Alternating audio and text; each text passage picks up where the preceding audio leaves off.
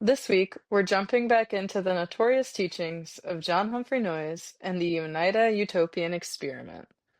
If you thought the last two parts were weird, you just wait until you find out about the sleeping rooms, the interviews, and the thought process behind sticky love.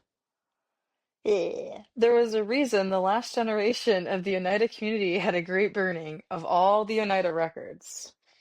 Welcome to Who Are You? Curious Stories of Family Lore.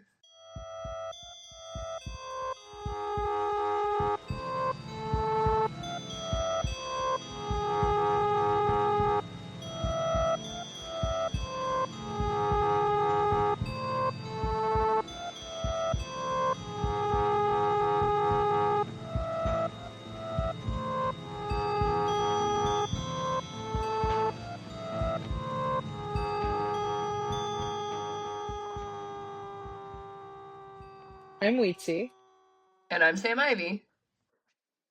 and this is finally part 3 of the Oneida Utopian experiment deep dive. So, if you're just joining us, we did take a break last week to kind of celebrate the holiday, and we're still in the middle of the holiday, but I felt it would be kind of cruel to wait another week. So here we are. We are doing part 3.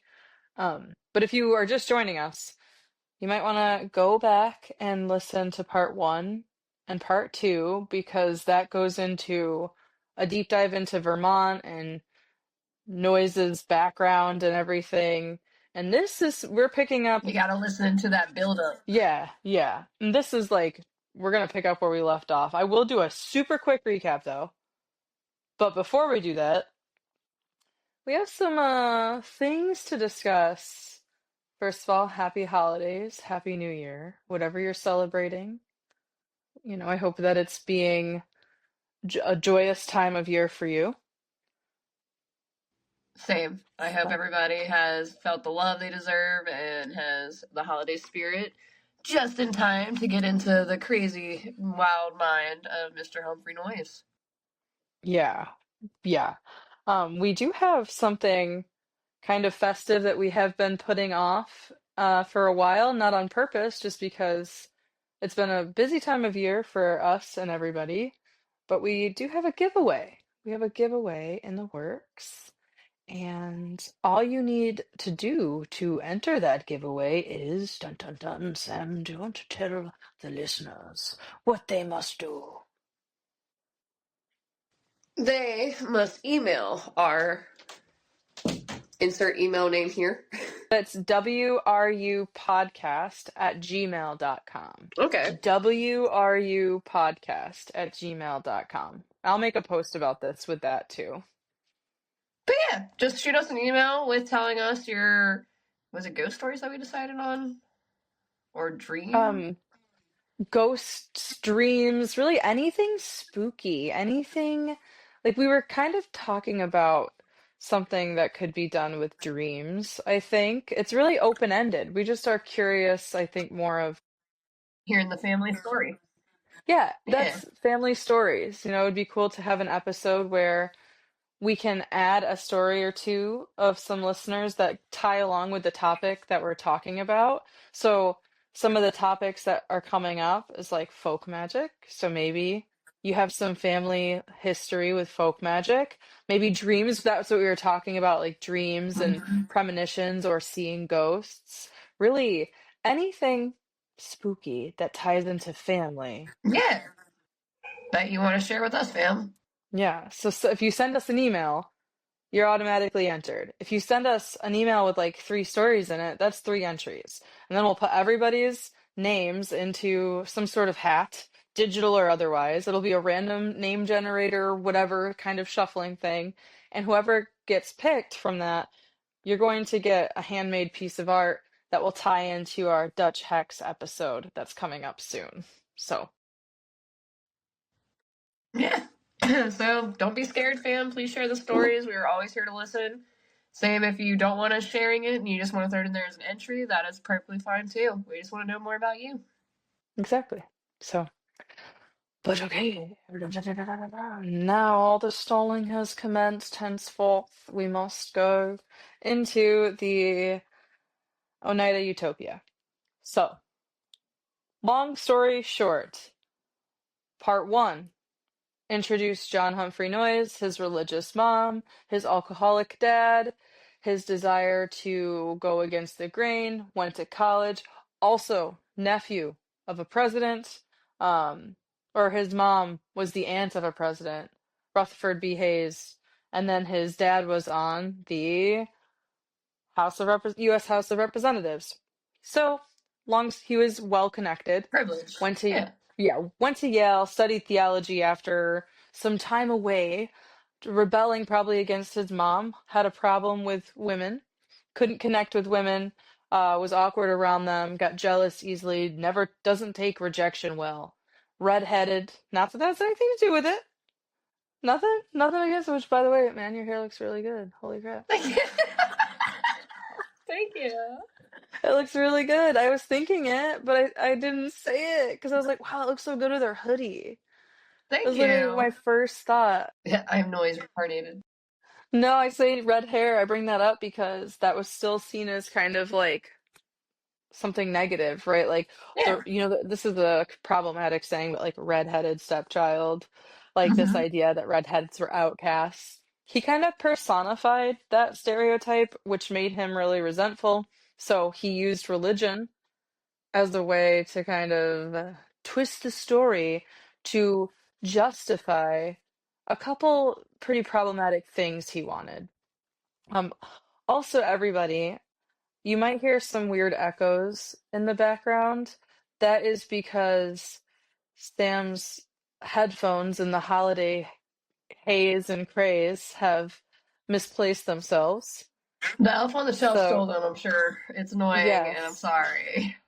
But it is. I just wanted it's probably going to be better once we process the audio, but I wanted to just let everybody know that things happen. It's the holiday season. It's been crazy, so the quality of the information won't change. So that's kind of a summary of him, John Humphrey Noyes, in a nutshell. He studied theology. He got connected with the right people. He started a commune in Vermont with George and Mary Cragen, and then Ellen Waylan Smith is the great granddaughter of those two, and she's the author of Okay. the book that I've been reading. Insert here will be posted again. She's been the same one. Um, yeah, and the name of the book. I've been looking at it still pretty often. Not every day. I've been taking a break to be present, but um all of this information is in that book, so it's same reference point. Um, and then we talked about how they practiced complex marriage, and so George and Mary Cragen and him and his wife, um, oh my gosh, what was his sister? His wife and his sister have the same name, Harriet. Yeah, Harriet. So his wife Harriet, and they had lost a bunch of children through stillbirths, premature. Only one survived. He ended up having another. So they had a son together later, Theodore, but then their Okay. daughter Sylvia. Um, but they lost five. So that kind of made him feel like, oh well, then the way we're doing this isn't right. So we must have to have a complex marriage because Mm-hmm. if you remember from this is where we get into some of part two. He believed that I'm just gonna say it. His ejaculation liquid was the electric current of Christ. And Mm-hmm. it was his duty to put that electric current into everybody. And we were wondering, everybody? Mm-hmm. You didn't What does that specify. mean? Right. So there were a lot of questions. And then some of the stuff we didn't get into was some of the really specific structure. So this week we're going to get into some more uncomfortable things. That was just kind of brushing the surface. And something I want to make really clear off the bat, I was raised in Oneida, New York. And I was raised to think that the Oneida community and the Mansion House was like not royalty, but highly respected. Like the Mansion House is Hmm. beautiful. I talked about taking pictures there in part one and two. Um, it's beautiful. I went to somebody's prom, and it was at in the Mansion House. I forgot about that actually. Her name was Carissa. I went with her and a bunch of her friends. It was really cool. I forgot that she invited me to her prom. Shout out Carissa if you're listening. If she's listening, that'd be crazy. Carissa's awesome. Um, but she took me there, and just like I remember at the time Lady Gaga's Bad Romance had just come out. Hmm. And so I we were just like pumping it to Bad Romance on the lawn of the Mansion House in our prom dresses. I'm pretty sure it was prom. It was a very fancy get up at the school she went to. She went to a different school. We met in BOCES, and BOCES was like this trade school you could go to. You like applied to, and then you went. And I went for basically teaching and then video production. Okay. And I'm doing both of those things right now with my life. So it's really kind of crazy that it's connected to this in that way. So, Hmm. but yeah, I completely forgot. I was thinking about this over the holidays and memories and family, and I just had that memory, and I was like, oh my God, I didn't even mention going to a prom at the Mansion House. So like I've been there. It's been normal to go there. Yeah. Um, but the things that like took place in there are kind of complex, but we were raised, like I said, to have this kind of respect for it. Oneida silverware is like, I think it's so fancy. Even now, we are using in our house, our main silverware is Oneida silverware. And it's from when they used to make it in Oneida before they outsourced, which did eventually happen. We're not going to spend a ton Hmm. of time, truthfully, on Oneida Limited and what happened after. We're going to kind of just go up to the Great Burning and end with some theories because Okay. maybe we could do a bonus episode where I deep dive into like some subtopics surrounding the Oneida community. Maybe we can do some Hmm. like internet polls and then the viewers can decide what bonus episode down the road when we have more time. Yeah. Um, but yeah, so doing this episode kind of I'm wondering if people from Oneida, if they listen to this, if they are aware or if they have any word of mouth stories. So some bonus entries to the giveaway. If you're from Oneida, New York, or the region, central New York area, and you have some not firsthand, secondhand experiences, or you have been told things and you write to wrupodcast@gmail.com to submit your entry, then you'll get twice as much. I think that's fair. Yeah. So, I think um, so. because it's just a lot of stuff was lost, and we'll talk about the Great Burning, but we'll talk about why maybe they burned it all to the ground. So, here we go. Some key things to remember about John Humphrey Noyes. They're now in Oneida. They have did I don't think we got to the construction of the mansion house. Let me just double check really quick. I'm going to scroll all the way down. Yeah, we did. We talked about where we left off was um, we talked about how 84 people resided in Oneida, the community, after Hmm. a year. Um, the community carpenters and joiners constructed the first house out of wood on their own property, but the mansion house was actually constructed from local carpenters that they hired. So something about the Oneida community is they wanted to be self-sufficient. They wanted to create this utopia, right? So the Yeah. idea of like working for wage, they didn't like that. They were like, no, you're working because you want to do it. We kind of talked about this philosophy that he Hmm. had. We spent some time talking about the good stuff. Like you chose your job. The jobs rotated every week. You know, you had a different position, so things wouldn't get boring. You could literally have sex with whoever you wanted as long as you were using the Telepathy. the malcontinence method. So that was really important. Um but it was super important that you didn't get sticky. in your love. So sticky love was something we didn't get into, but we were leading up to. So we're going to talk about that right now because I have been putting this off for a little bit because we're going to spend a little bit of time talking about a woman who I think deserves some attention. So sticky Okay. love. Jo- Noyes liked to control who had sex with who, and this goes back to his issues with rejection. And we talked about how he was obsessed with Abraham and how Abraham married his half sister to create a perfect race, eugenics, all of that nasty stuff that Mm-hmm. Noyes embedded all of that problematic shit into his theology that he was sharing with these people. And it goes back to that seed that what he can produce and put into you, that's going to make the holiest, best race possible. So Mm-hmm. he wants to have everybody as baby, but obviously he can't come out and say that, so he needs to maintain control. So this idea of sticky love was really, I truly believe, and I haven't just read the book, I've looked at other sources. Like I'm going to put all the sources that I've used throughout this whole process in the show notes on this episode and in the post, because I felt it was important to get multiple perspectives and then form my own opinion. And my opinion is ew. That's it. That's my opinion on the whole thing. Ew. And I'm gonna go into why more specifically.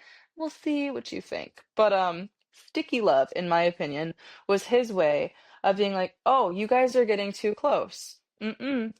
So if you started to fall for somebody and community members started to see you hanging out too much with somebody, every night they would have a meeting, a family meeting after dinner, whatever. They all gather in there, and they do this thing called, oh my gosh, what is it?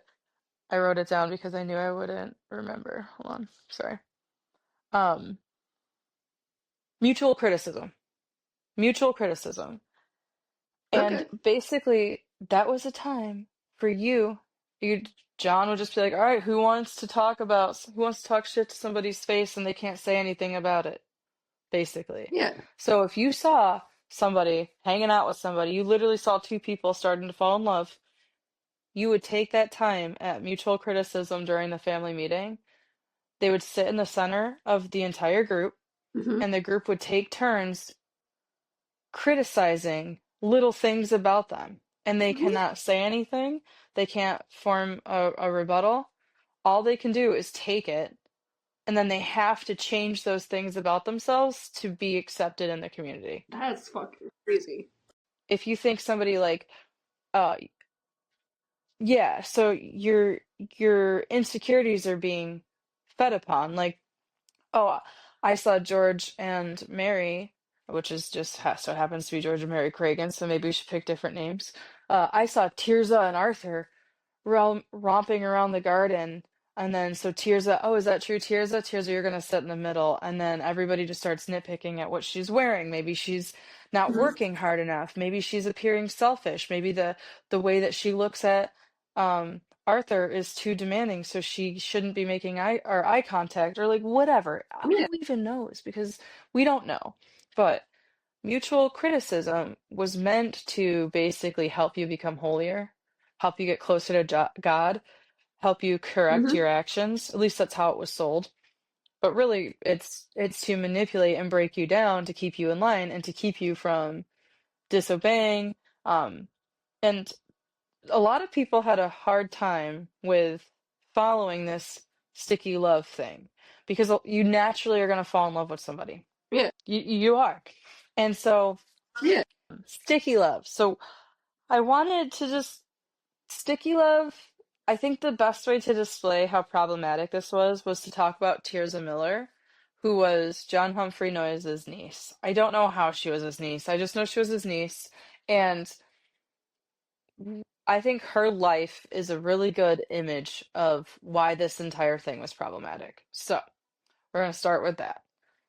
First of all, Tierza was born in the community, so she wasn't his daughter, but was his niece. but then I'm not really sure what happened to her parents. I don't remember, truthfully. I don't know how much was mentioned, but she ended up being raised by Noyes. I think her mom ended up being like, no, this is a crazy thing. I'm gonna leave. I think she kind of just abandoned the whole thing. And then, Yeah. so John, because, something about the children too is we're going to talk about this, and that this is a good time, I guess, to just jump into this too. So when a baby was born in the community, they were raised by their mom, whoever their mom was, for the first year and a half. In the Oneida Community, while we're talking about Tierza Miller, her mom up and left, but you're only raised by your biological mom for the first year and a half of your life, and then you're put into the children's wing. So the mansion Okay. house is the structure that they ended up building. Um, they started the construction, I think, in like the 1870s, and that was continuously being added on until like 1914. And they hired local carpenters. The local tradesmen and stuff. Yeah, various people and community members to build the mansion house. And the mansion house was built to house the sleep, have all the members places to sleep. Also a grand hall for meetings, because we talked a little bit about the meetings every night. I know I'm going all over the place, but we're going to use Tierza Miller to explain all of these various parts of the Oneida community, because she obviously lived through every part of it. But we are now in the mansion house at this point because Tierza was born in Oneida, I believe, or this happened in the Oneida. I actually don't know if she was born on the Oneida property, but she was raised there. So in the mansion house. Um, and off of the Yeah. main hall, the main room where everybody met, were interview rooms. But interviews were things, they were not interviews that you would think. Interview rooms were sex rooms. An interview was having sex with somebody. Um, and we'll get Okay. into that later, but that's the structure of the mansion house. And that's important because one of the wings of the mansion house was the children's wing. And so Tierza was raised in the children's wing and all the children were. After a year and a half, you had to be separated from your mom. The mom could not have contact with the baby because that sticky love doesn't just go from partner to partner. It also goes mother to child. You couldn't favor your biological child over Mm-hmm. anybody else's. You had to all be equal. So if you were really attached to your biological child, they would force you not to see them. You would not be allowed to see them until that Jesus child forgot who Christ. you were. And then your visitations would be like they would be obviously supervised. If a child showed favoritism to their biological mom, that child would also basically be mutually criticized. A child, Yeah. It's another form of manipulation. yeah, like you're a child, you need your mom. And there were a lot of situations where women were distraught and upset and didn't and like were punished for wanting to see their children, and they were banished from it. Women tried to leave the community because of it. Like there was a lot of trauma being put on women and children, separating them by force to prevent them from forming natural bonds that are part of our DNA, our genetic Mm-hmm. makeup, our nature. We are like it's instinctual. And this guy is like ripping those bonds, traumatizing those Yeah. children, making them think that this is normal.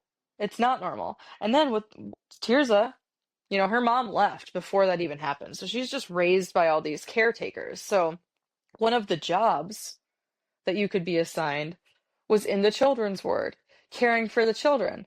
But like any other job, you would be rotated out. I think they had longer stints, but you would still be rotated out because they didn't want the caretakers to be Mm-hmm. too attached to the kids either.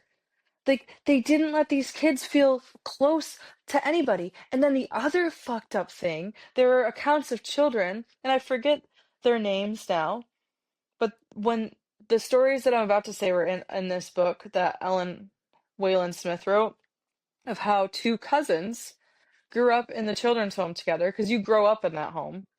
That's your home, the children's home, or wing or whatever, children's Yeah. ward, whatever they called it. Um, and they were really close. They were like, they loved each other so much. And everybody saw that.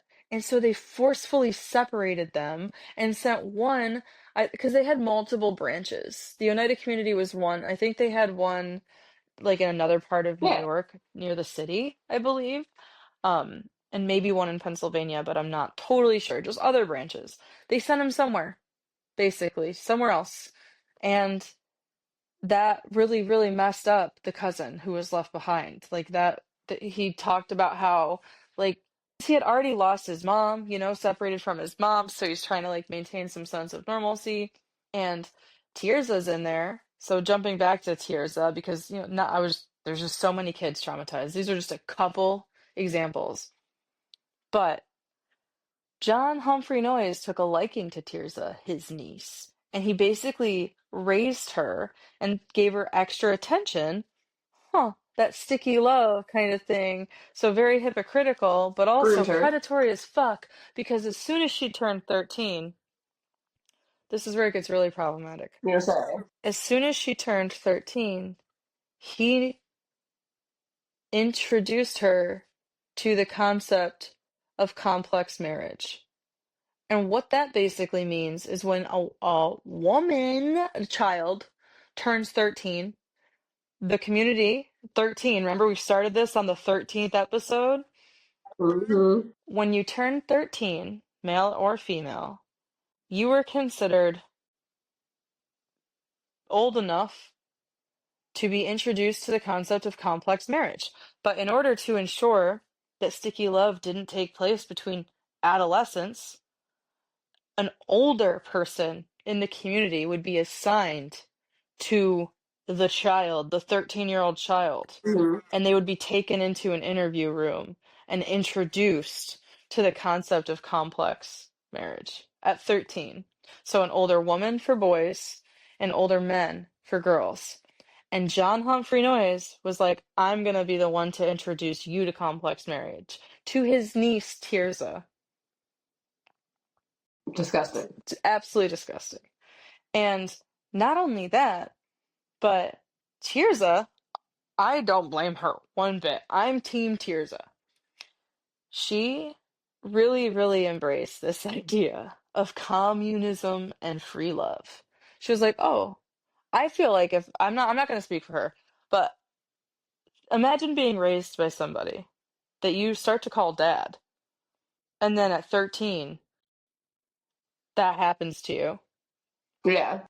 But then on top of that, John's like, you are part me, so you are pure. So you need to reproduce for the community. Um, and he would, every time she would start, so she just like kind of slept with everybody, Yeah. truthfully. Like she slept with somebody in the morning, she had somebody for the middle of the day, somebody else for the afternoon. She didn't give a fuck. Because you Yeah. know what? Neither would I.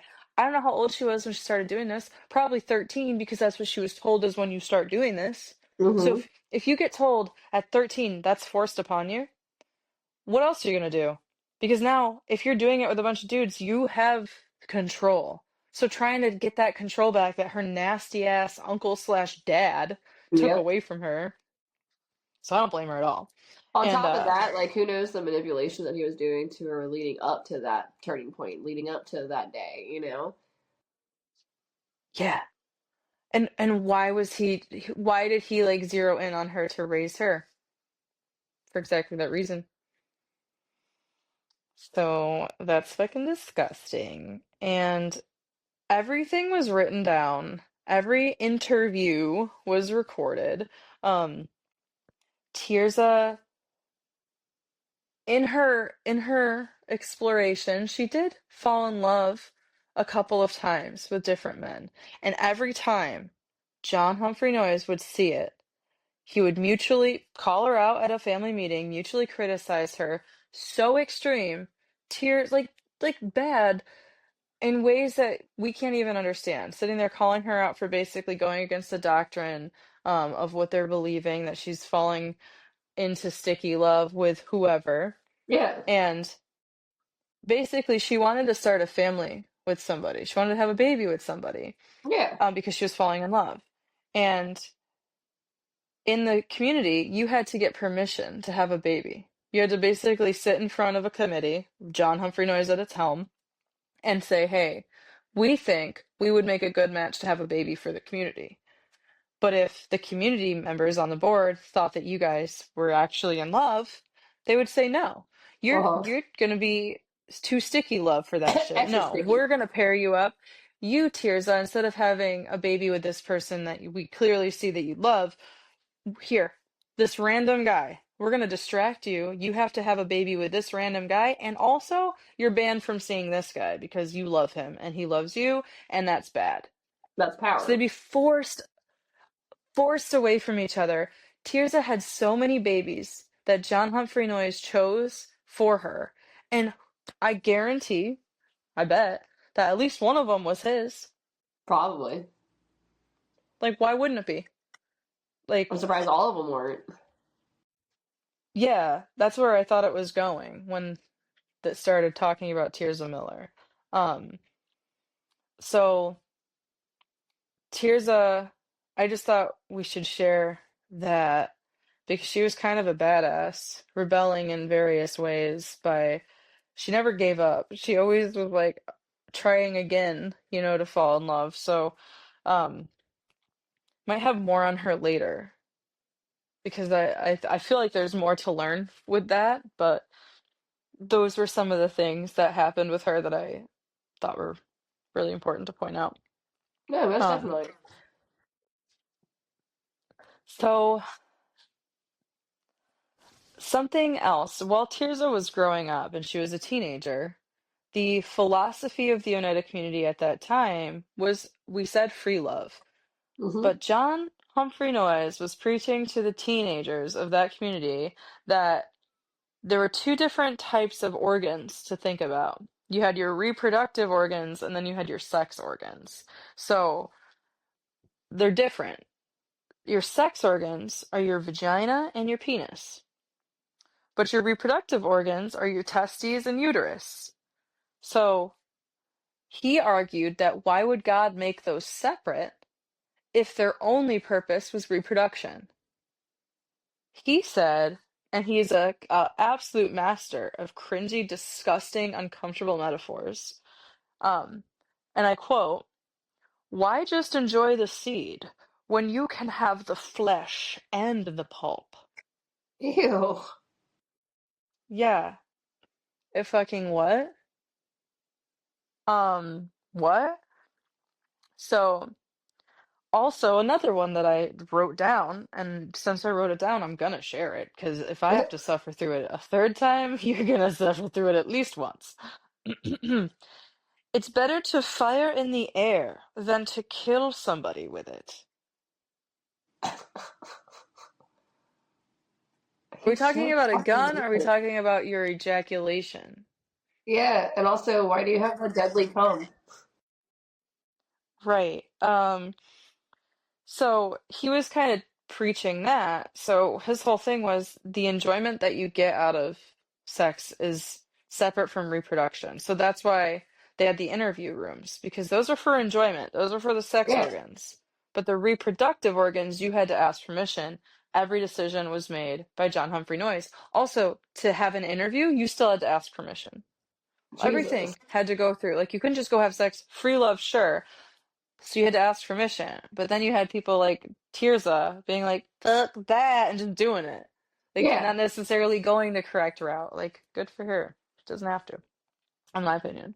Um, so we talked about malcontinence. Another thing, another way that it was like casually talked about, like at nightly meetings, John Humphrey Noyes would refer to it as, what was it? This reservation of force. Please ensure that you're achieving reservation of force, to remind people, like, pull out. Yeah. Uh-huh. What else? Going through. All right. In 1856, printed in the Oneida Circular, the Oneida Circular was a publication ran by the Oneida Community. Because another thing the Oneida Community did really well is I talked a little bit about it in part two, where they had their hands in every trade. They would send people out from the community, learn a trade, come back, teach the community members, capitalize on that trade. They did Yeah. that a lot. They did that through a lot of inventions and stuff. And the Oneida Circular was a way for them to publish those inventions and get the word out and gain notoriety. So it was all ran by the community members. So it reported in 1856 that 3/4 of women were seen as ill, invalid, or incapable to the normal eye in society. Like that's how the United States viewed women. Um, Oneida women in the community fought against this by wearing pantaloons under knee-length dresses. Ooh, knee-length dresses instead of restrictive dresses modeled to look after I don't know who, but like it was modeled to look after I think like restrictive royalty or something maybe. Yeah. Um They didn't wear makeup. Oh, Mary Cragen.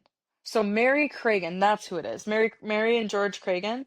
You know, like they were in Vermont, they started everything. So you know it's a cult when they take Mary, because also I'm pretty sure Noyes had like an infatuation with her, and so did Oh. like a lot of the men of the community, like they all wanted Mary.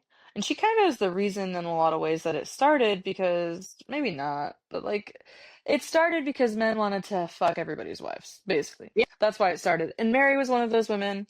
And so her simple, plain, like no makeup, slicked back hair, short hair, simple, in Yeah. those pantaloons, kind of like for 1856, this was very against the Risque. grain. And so everybody copied. Yeah, everybody copied her. Um,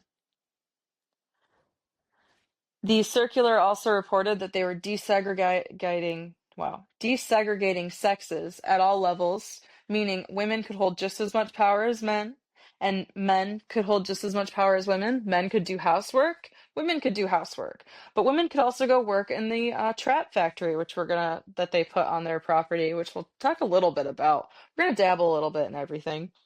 Um, but they were really, really trying to show the outer world that they were progressive. They were ahead of the times, and that their Yeah. sex stuff was just, don't worry about that. Don't worry about that. Look what we're doing.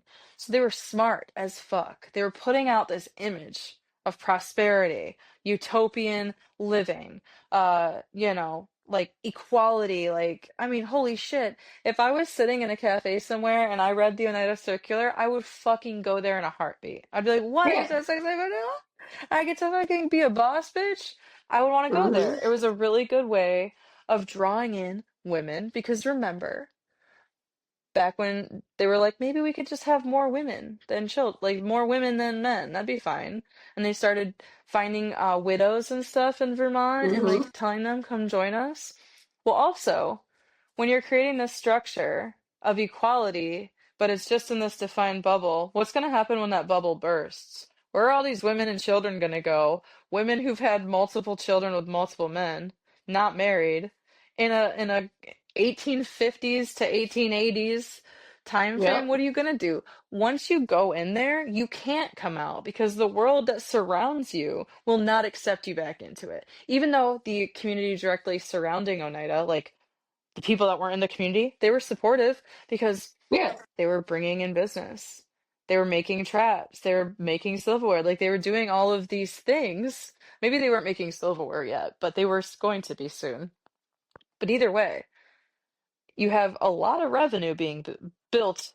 So even though the Oneidas were like, we're not gonna pay people to work in our factory. We're not gonna do all this stuff. Well, now they're running a paper, they're making these publications, they're making all these claims, um, they're getting attention now. Yeah. So they're growing, essentially. And this is in the 1850s. So we're kind of jumping all over the place, but bloomers and cropped hair is the picture of an Oneida community woman. Short cropped hair and bloomers. That's who they are. Okay. And when I heard that description, this is how it ties back to our podcast. I've been visiting with my grandma a lot.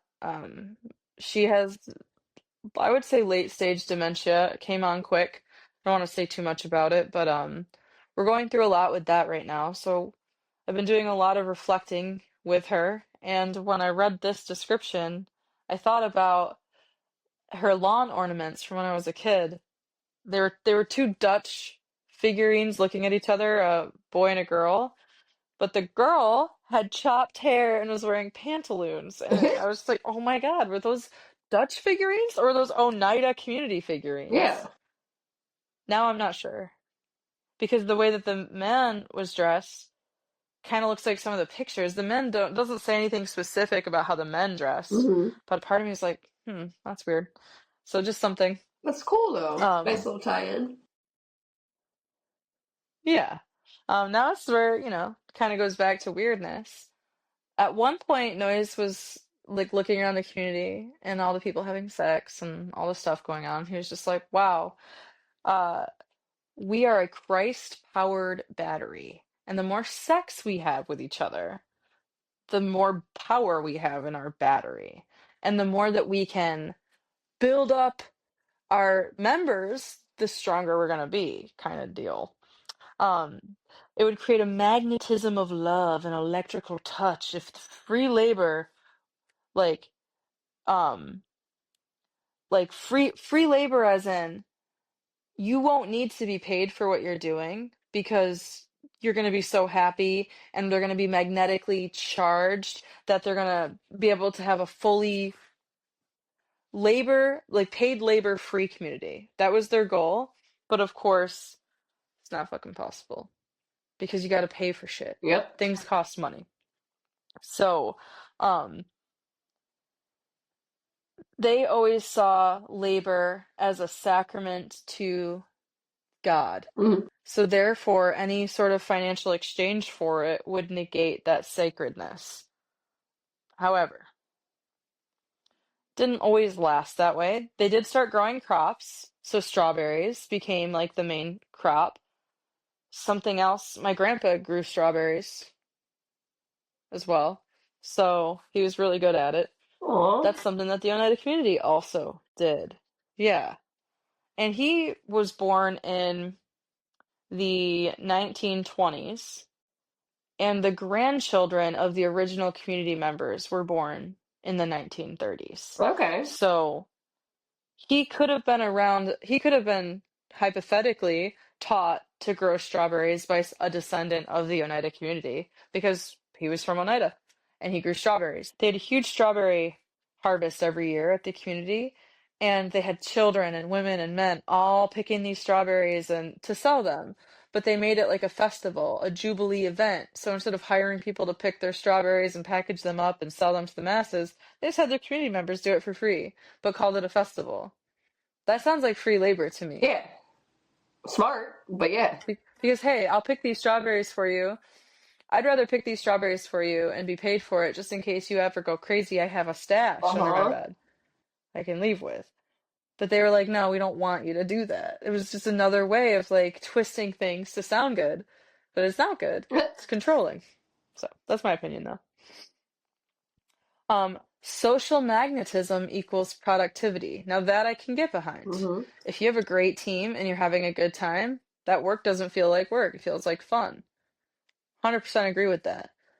I don't need to fuck everybody around me depending on who you tell me to fuck, and you don't need to have your dick in everybody for that to be a thing. Those don't need to coexist. So, yes, some good points, but like no. And all John Humphrey Noyes is so hypocritical. We already saw how he fled Vermont when they were like, "Hey, you can't be married to multiple people." Like it wasn't a federal law yet, but you still couldn't do it in Vermont. And so I don't think it was a federal law because we're going to talk about a law that happens that made them need to change their ways. But anyways, he already fled. He already abandoned. So they're in Oneida now, and he's hypocritical as fuck because we just talked about how your labor is sacrament. You don't need to be paid for it. Well, long story short, I'm not going to go super into like the history behind the trap making process or anything, but basically when they were sending out all their community members to go study these different trades to come back and teach them, something they found was this dude who made this trap kind of well to hunt Yeah. animals. And it was Sewell Newhouse. He made this trap. And a long story short, the community members got him to join the community, and then they took his invention. This is how I interpreted it. Um, they took his invention and made it better, and they combined forces, and then they started making these traps and selling them. They're hunting traps, animal traps. Yeah.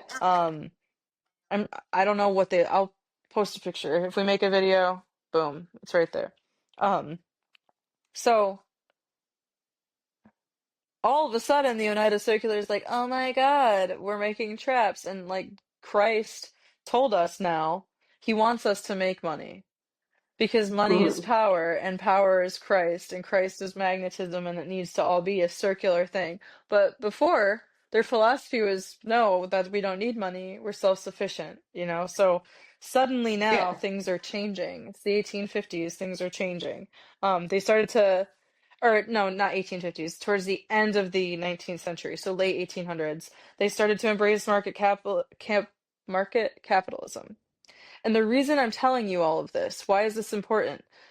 Because we have to talk about how difficult it was to make these traps and how dangerous it was, to then lead into another problematic thing that these guys did, but a lot of the world was still doing this too, so maybe it's more of a product of the times and not the brainwashing systematic thing that they were doing.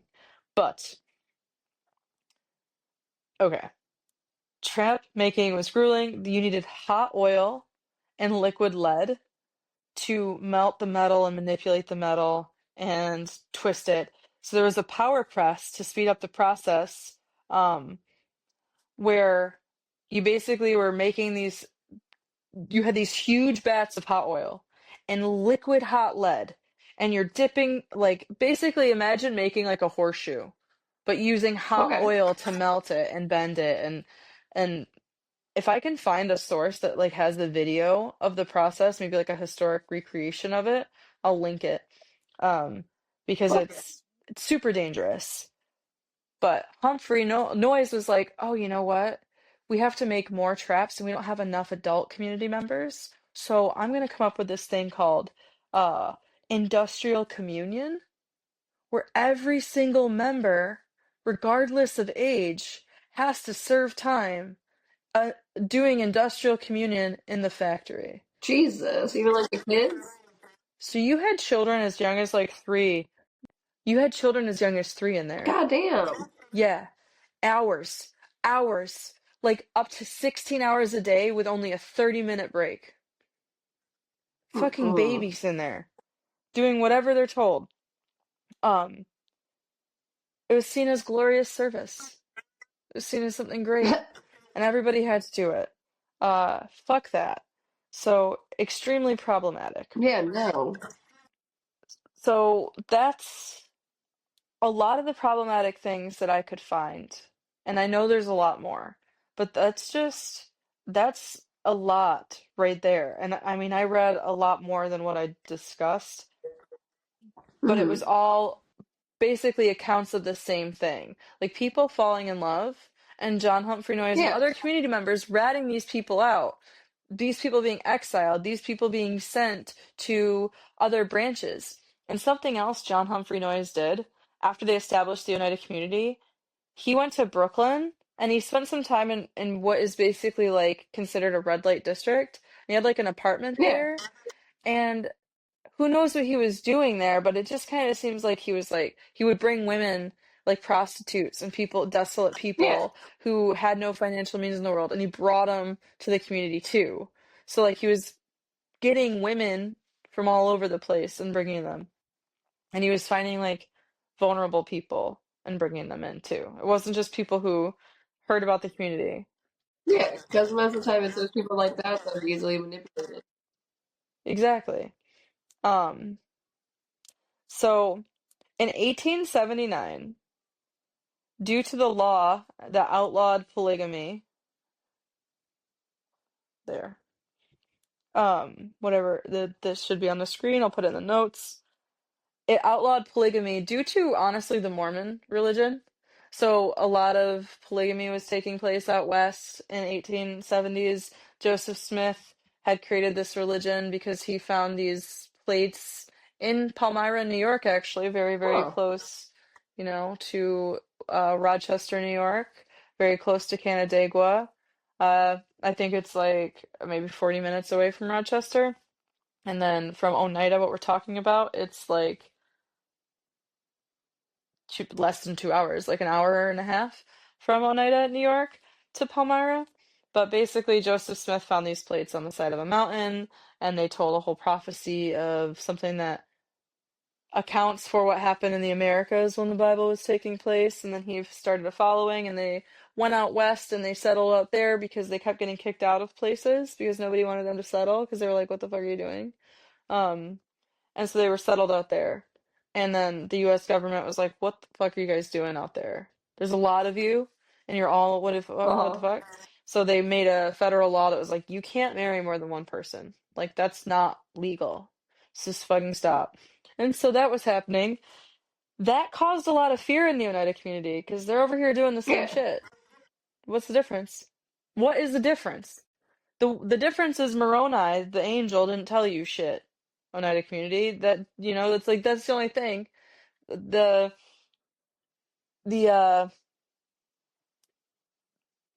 the US government saw what they were doing as the same thing, is what I guess I'm Yeah. trying to say. They were like, that's bad. So they said, hey, John, we're coming for you because you're the leader of this, just like they were coming for whoever was leading, the stuff out Yeah. there. So John was like, peace. He fucking left. He fucking went to Canada. He left his community again and went to Canada. Did he leave his wife again? Yeah, he left everyone. He just left. He was like, oh shit, they're coming for me. So this brings up the issue before. Like, what are all these women gonna do with all these kids from different men who they don't have any attachments Yeah. to? Because what the fuck? You didn't let them. So they might not even care. So where are all these kids gonna go? Like, these kids with serious issues now, attached, like, they're gonna feel like, what the? I Mm-hmm. would be so fucked up if I was one of those kids. So he left, and slowly, you know, he put his son in charge when he left, and everyone was like, fuck that. You abandoned us. Why are we gonna like let you Yeah. decide who's gonna lead us? So like, no, we're gonna choose the leader. And so there was a lot of that, but over time it dissolved. Um, Truthfully, I don't know exactly how. I didn't get that far. I I kind of got to the Great Burning and I stopped there, and it jumps around in time. So he left. They disbanded due to disagreements and change of society Yeah. outwards. And a lot of the community around Oneida, they embraced, like they welcomed the members they as it dissolved. Like women who were kind of screwed were able to find jobs. Like they were able to help them. And also the Oneida community set up Oneida Limited, the silverware company.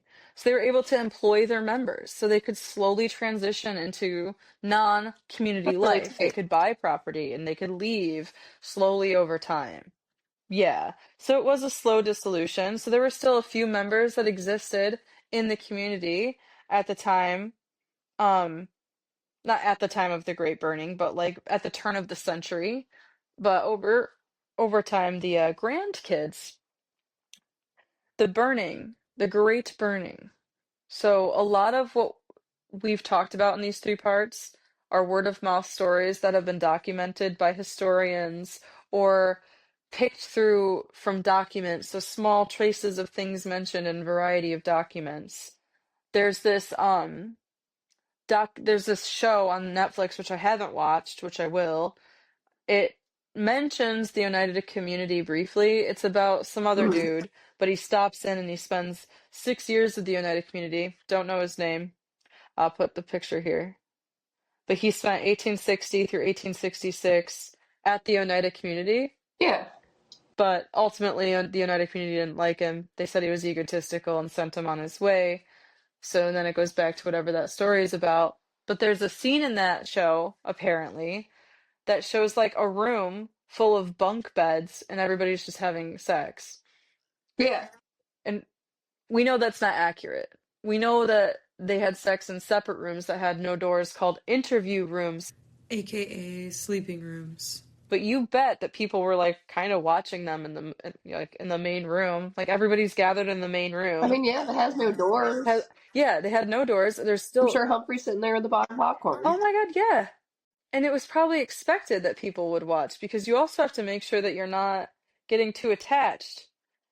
And if you know people are watching you, Well, that's also probably that hitch, that tie, is if, yeah, because like if Humphreys had suspicions that you love somebody and then watched you sleep with them and could tell, oh yeah, you're not just banging to bang, you're banging with like love intentions, you know? right. So even exactly. So even though that like show is not totally accurate, it kind of is. It's depicting like the feeling Yeah. essentially of what was happening. This shit was wild. This shit was absolutely wild. So in 1947, the grandkids of the original descendants, Dr. Okay, so what sparked this He. reasoning is Dr. Robert Lateau Dickinson. He was this doctor who basically studied, yeah. He studied sex and what people did in the bedroom and what was considered like normal from a scientific perspective. And his basically belief is normal sex should be considered what the majority of people do in the bedroom behind closed doors when no one's watching. Okay. What is your instinct? What is it that you want to do? That should be considered normal, but nobody knows the answer to that. It's not possible. Mm-hmm. But normal is always at odds to what people think is normal. So this guy like had an idea, like, yeah, I see that. I agree.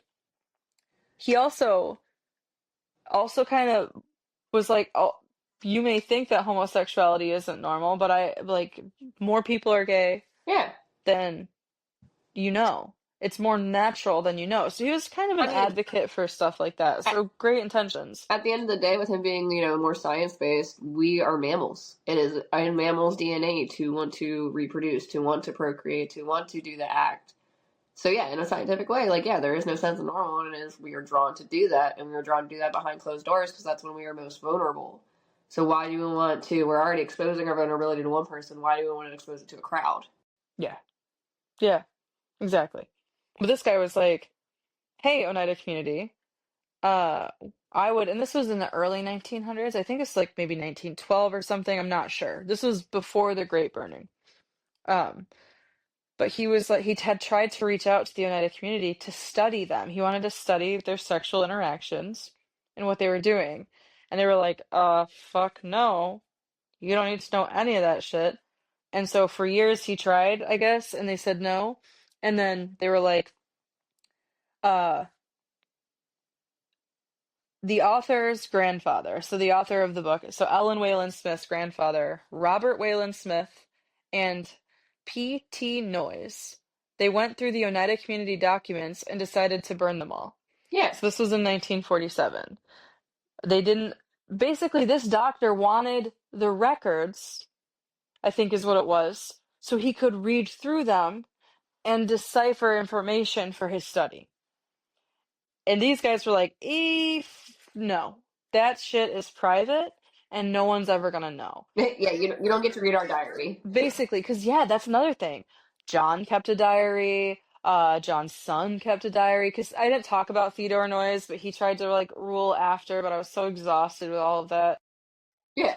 If you would like to know more about Theodore, you can read this book. This is a good book. I'm gonna finish it regardless, but he was like his dad, but just maybe a little bit less creepy, but still kind of creepy. But anyway, burning documents ensures no one is gonna know anything. Mm-hmm. To decide to burn the entire history of the Oneida community, except for the things that show you in favor, tells me that what we know is just the surface. Like, what else did you guys do? Exactly. Like, besides raping 13-year-old children? Like, what the fuck? Especially too, since like Humphreys had been doing it for so long, like eventually he would probably have gotten bored and wanted to escalate things or, make his own version of normal sexual intentions. And yeah, some of that thing could have pretty much condemned a lot of people or put a lot of people in a wrong spotlight that are trying to get reacclimated to this community now that Humphreys was gone. So fuck yeah, burn that shit. Yeah. And I get it. also, I get their perspective. I get why they would do that. yeah, because they didn't agree with it. Like, they didn't agree with what was happening, like what their ancestors did, essentially. That's why they burned it, and that's why they weren't practicing. Like, there Yeah. was definitely when when the United States And they out. didn't. Oh, go ahead, sorry. No, I was gonna say, and they just didn't want their ancestors' decisions and stories to define who they were. Because yes, those Yeah. stories might be who made them and made them the community they are today, but that's not the definition of the community that they currently are. Right. And how crazy is it that the granddaughter of Robert Waylan Smith, who did this great burning, wrote a book about this? Like, what a gift she's given to us. Yeah. And I've learned so much, and she tells it like it is. I mean, it's not from a hateful perspective. I feel like she's kind of writing it from a non-biased perspective, personally, but also like a little bit of she's like Yeah. not for it, if that's the impression that I got. But I think it's a really great book. It's really informal or informational, but she doesn't hold back. Like, she tells you what she knows, and she tells you where she knows that from. And she did extensive research, because could you imagine knowing that like your great great great grandfather had a was the part of the reason this whole thing started? Yeah. George Cragen. I mean, So, it's um, it kind of ties into like our podcast, dude. Like we are talking about the stories that made us, whether it's good or bad. Like not every story is going to be a fairy tale happy story. Tragedy does mhm. help build communities and people and define them. And I feel like that's all she was doing with the book is that she wanted to document it. She wanted to have record of the stories, especially since they burned the records. But have documentation that Mhm. without that experience years ago, she might not be here. You know? Yeah. And another reason, I thought that they maybe burned the records is because Oneida, New York is not a huge place. Your last name stays with you. You are known by your last name. The last names in those documents that, like you said, would have Mm-hmm. stayed with them forever. The last name Noyes. I've never met a single person with that last name. I've just seen it on signs. Well, also think about it, and excuse my French, but all the bastard children that were created due to this community that were trying to figure Hmm. out life now without it. Like, yeah, I wouldn't want to necessarily out them or put their shit out there because who knows? Betty over here could have been an incest between two cousins that you didn't need to know about because she's doing great. So why do we need to show that and let everybody know to help define her and shame her even more? No one will go on record, and she had Ellen Wayland Smith had tried to find people, but no one would go on record, and historically, no one has gone on record to say who authorized the burning or who actually recommended doing it, just that those two people did it. But it's not, did they decide? Were they told? Yeah. We don't know. Um, it's been a really hush hush thing. Like, people won't talk about it. Like I said, I was raised in Oneida, New York, and I've only been told good things. We focus on the silverware, we focus on the profits, we focus on the history of Oneida Limited and how cool it is that they were made in Oneida. We were proud of that. Proud of the local success. Yeah. I didn't even know about the trap making thing. They started with trap making and then they expanded. They were like, oh, this works, so then we can expand to silverware, expand to they made like they were contracted out, and I mentioned that they made like they had something to do with the invention of the microwave in the first part. And to circle back to that really quick, they did have a lot of contracts coming through towards the end of their community days where they were heavy into the trap making, and there were a lot of side gigs, but they created this like part.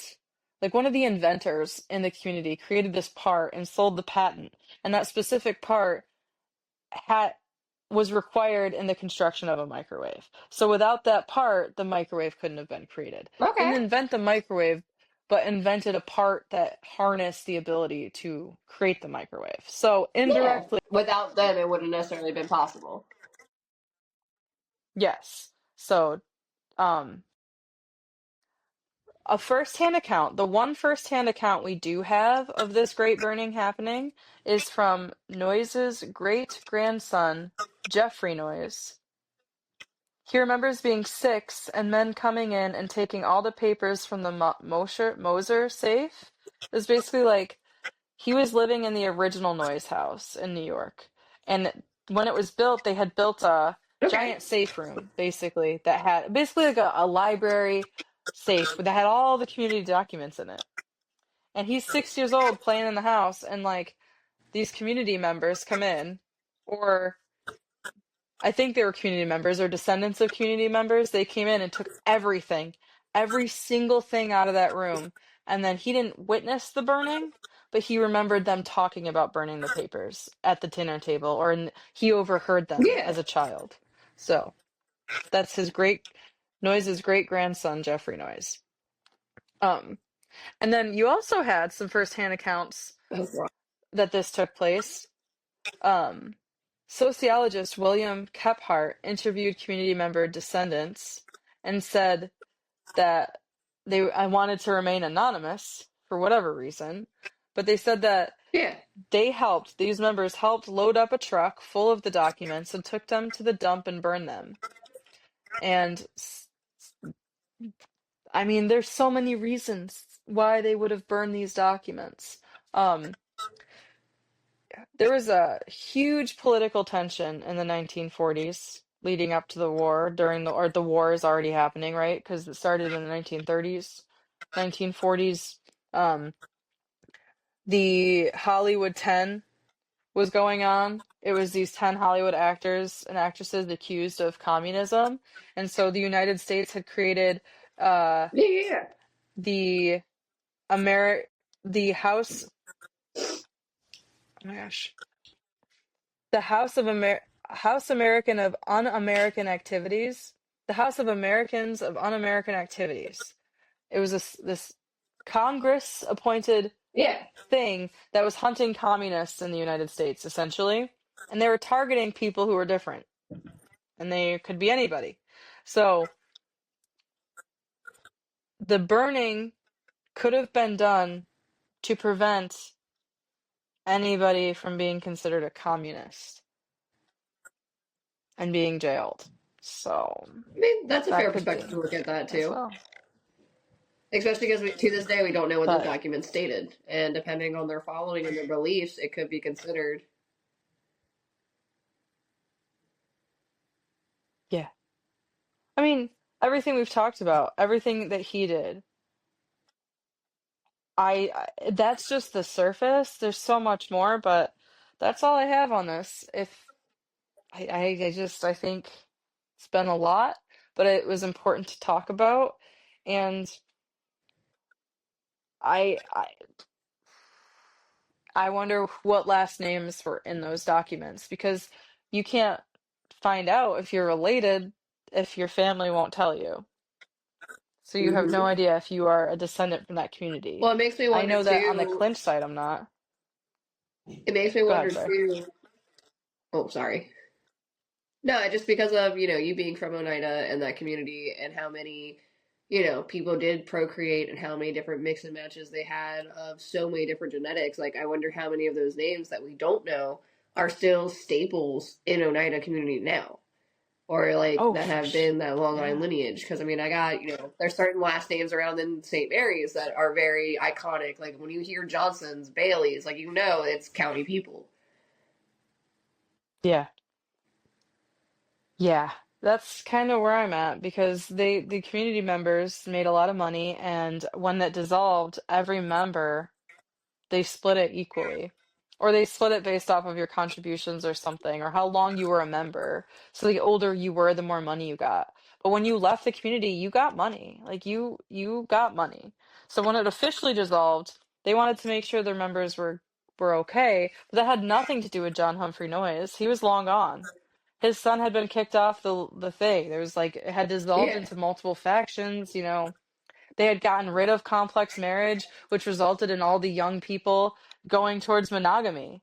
Once you're married, you want to do your own thing, you want to be your own family. That whole concept of communism, community, that whatever is done. You can't have that set up without Yeah. controlling the sex of everybody. And that's what John Humphrey Noyes' son, Theodore, said. He was like, well, this won't work unless we are controlling what people are doing. And so it just didn't work because he also didn't want to do that. So it's like this weird thing where he acknowledged it wasn't going to Yeah. work, but, you know, I don't know. It was a lot. So, what are your thoughts, though, man? Yeah. Final I thoughts for mean, the from his listeners, you perspective, he think? grew up being taught. Oh, okay. All I was saying is that my final thought at the end of all this is now I'm just curious on what mayhem and manipulation he did in Canada. Like, once he left. Like, I want to know. Because, you know, people like that are notorious. Like, they're not going to stop. He went from Vermont and redid it in New York. So what the fuck did you do in Canada now, Mr. Humphreys? I'm curious. And that is a good question, and one that maybe the very end of this book will tell me because I have no idea. That is the story of the Oneida Utopian experiment and John Humphrey Noyes. Next week is going to be something way more mystical, way more beautiful. We're going to take a break from the uncomfortable and we're going to dive into some magic. Hint, hint, hint. Some magic.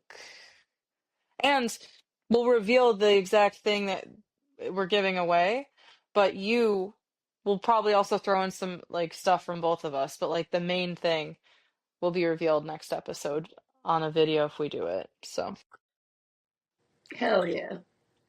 thanks for being here, So fam. I guess never stop asking yourself, Who are who are you? you? Oh, this lag.